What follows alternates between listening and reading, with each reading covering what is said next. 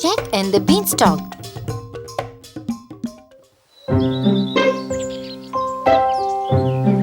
ઘણા વખત પહેલા એક નાનકડો છોકરો હતો જેક.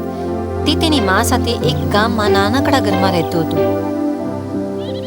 તેમની પાસે કમાણીનું કોઈ સાધન નહોતું. તેમણે જીવન નિર્વાહ માટે ઘરનો બધો સામાન વેચી નાખ્યો હતો. બસ હવે તેમની પાસે એક ગાય હતી જે તેમને દૂધ આપતી હતી. તેઓ એટલા ગરીબ હતા કે ઘણીવાર જેક અને તેની મા ખાલી પેટે જ સૂઈ જતા હતા.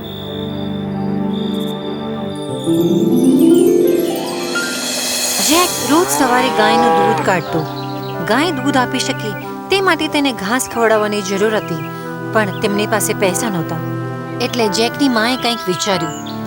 તે જેકની પાસે ગઈ અને તેને કહ્યું કે આ ગાયને વેચી નાખ. ભલે માં. જેક ગાય વેચવા માટે બજારે જવા નીકળ્યો અને ત્યારે રસ્તામાં તેને એક ઘરડો વિચિત્ર માણસ મળ્યો. Good morning Jack. Good morning. તું આ ગાયને લઈને ક્યાં જાય છે નાનકડા છોકરા?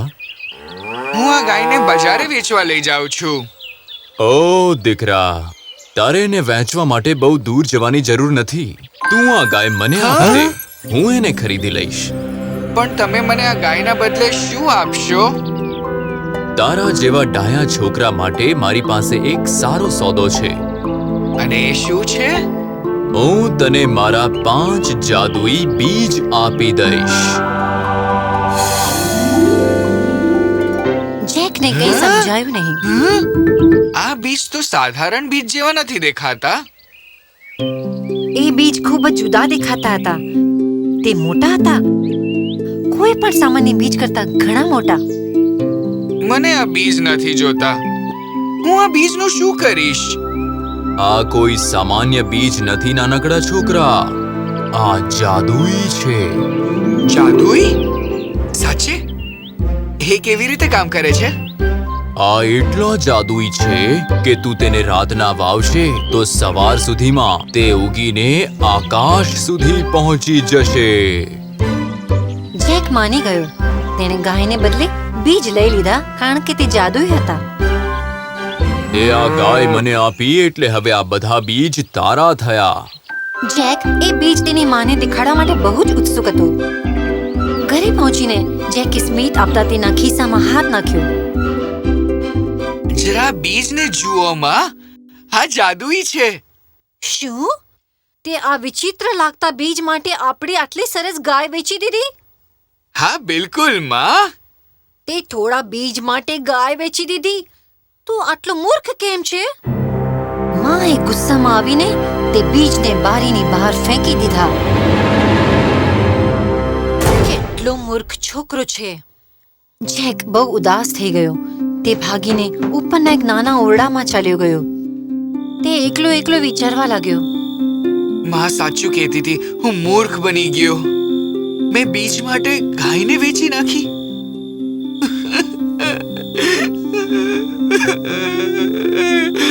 તે ખૂબ જ રડીને તે જ પલંગમાં સૂઈ ગયો.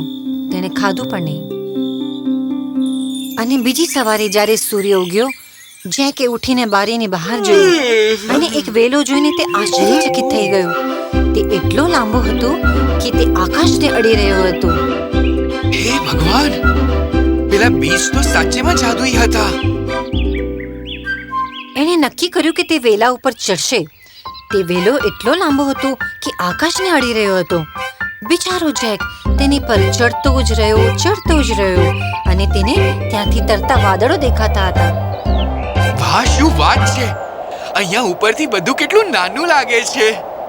થોડું વધુ ઉપર ચડતા તે એક મોટા સોનેરી દરવાજા પાસે પહોંચ્યો જે સૂર્યના કિરણોથી ચમકતો હતો.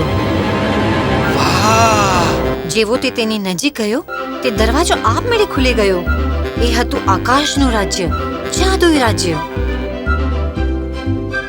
જેક રાજ્યની સુંદરતા જોઈને આશ્ચર્યચકિત થઈ ગયો. જેવો તેને રાજ્યમાં પ્રવેશ કર્યો, તેને એક બિહામણા રાક્ષસની ખુરશી પર સૂતેલો જોયો. વેલ ઉપર ચડ્યા પછી જેકને બહુ ભૂખ લાગી હતી, એટલે એ ધીરે ખોરાકની શોધમાં રસોડામાં પહોંચ્યો.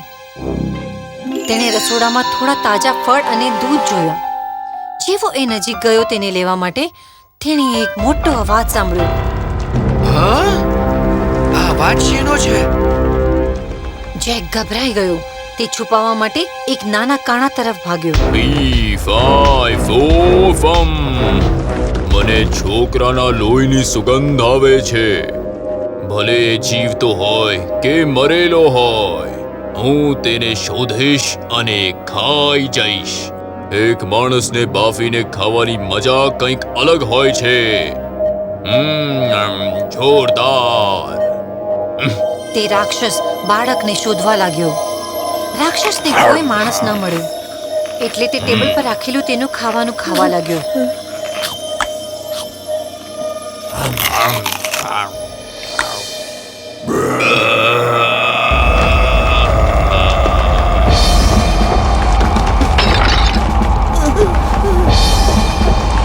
તેણે એની સોનાની સિક્કાને ભરેલી પોટલી બહાર કાઢી.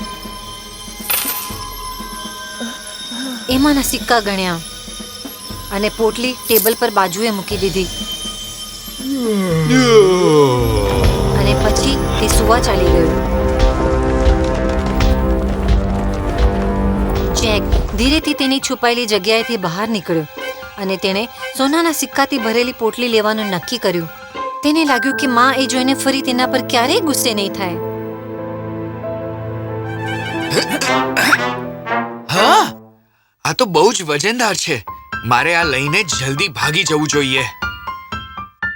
એણે સોનાની પોટલી પોતાની પીઠ પર બાંધી એને વેલા પરથી લસરીને નીચે ઉતરી ગયો. એણે ઘરે જઈને સોનાના સિક્કા તેની માને આપ્યા. સોનાના સિક્કાની પોટલી? હા, આ તને ક્યાંથી મળી? જેક એ તેની માને આખી વાત કહી. એની માં બહુ જ ખુશ હતી કે તેમને સોનાના સિક્કા મળ્યા હતા અને તેનો દીકરો સુરક્ષિત ઘરે પાછો આવ્યો હતો. થોડા દિવસ પછી જેક ફરી પાછો તે વેલા ઉપર ચડ્યો. તે ઉપર ગયો અને પહોંચ્યો રાક્ષસના ઘરે.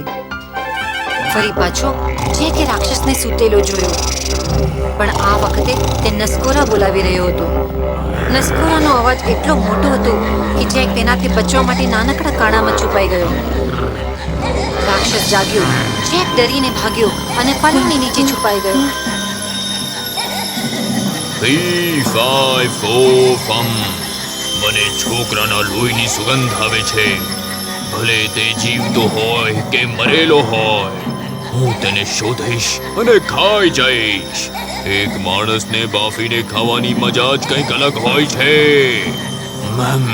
મજેદાર.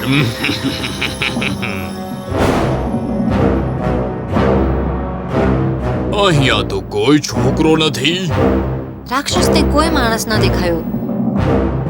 પછી તેણે એક મરઘી કાઢી અને બૂમ પાડીને કહ્યું, મને એક સોનાનું ઈંડું આપ હમણાં જ. મરઘીએ સોનાનું એક ઈંડું આપ્યું અને રાક્ષસે એ ઈંડું એની ટોપલીમાં ઉમેર્યું અને સૂઈ ગયો. જેવો એ અંદર ગયો, જેકને સમજાઈ ગયું કે હવે તેનો રસ્તો સાફ છે. તેણે મરઘી લીધી અને તરત જ વેલા ઉપરથી નીચે ઉતરી ગયો. ઘરે પહોંચીને તેણે આખી વાર્તા તેની માને કરી. જો માં, હું એક મરઘી લઈ આવ્યો છું. આ મરઘી છે ને સોનાના ઈંડા આપે છે. જોવું છે કઈ રીતે આપે છે? સોનાના ઈંડા આપ હમણાં.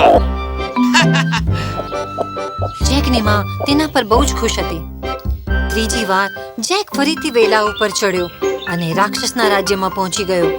આ વખતે એણે જોયું કે રાક્ષસ એક સરસ મજાની વીણા વગાડી રહ્યો હતો.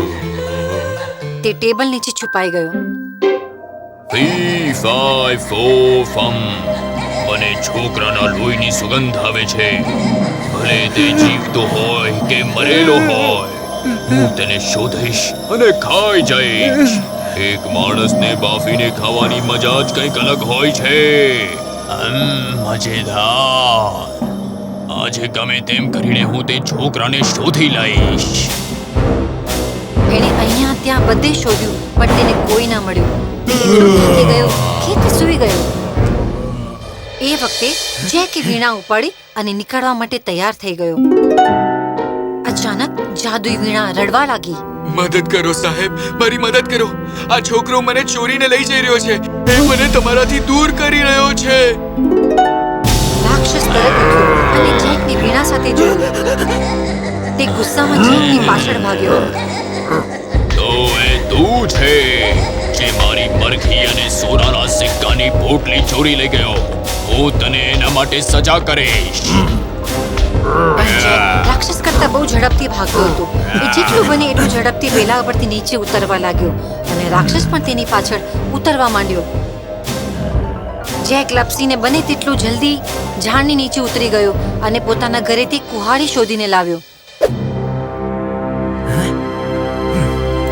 એ કુહાડીથી વેલાને કાપવા લાગ્યો. એ જાદુઈ વેલો તૂટી ગયો અને રાક્ષસ પડી ગયો. તેનો મુગટ તૂટી ગયો અને જાદુઈ વેલાનો હંમેશ માટે નાશ થઈ ગયો. જેકની માં જોઈને ખૂબ ગભરાઈ ગઈ. તેને સમજાઈ ગયું કે આ એની જ ભૂલ છે કે તેણે જેકને વસ્તુઓ ચોરી કરતા અટકાવ્યો નહીં. જેક લોભી બની ગયો હતો અને આ બધાના કારણે તે તેની જિંદગી ગુમાવી બેસત. તે જેક પાસે ગઈ અને માફી માંગીને તેણે તેને સમજાવ્યો. જેક, મને માફ કરી દે કે મેં તને ચોરી કરવા દીધી. મારે તને શીખવાડવું જોઈતું હતું. જો રાક્ષસે તને પકડી લીધો હોત તો આજે તું અહીંયા મારી સામે ન ઊભો હોત. માં, હું આજે એક પાઠ શીખી ગયો છું. હું બહુ જ મહેનત કરીને જ પૈસા કમાવીશ. જેક અને તેની માં હવે ખૂબ જ પૈસાદાર થઈ ગયા હતા અને આગળનું જીવન એ લોકો ખૂબ જ સુખીથી જીવ્યા.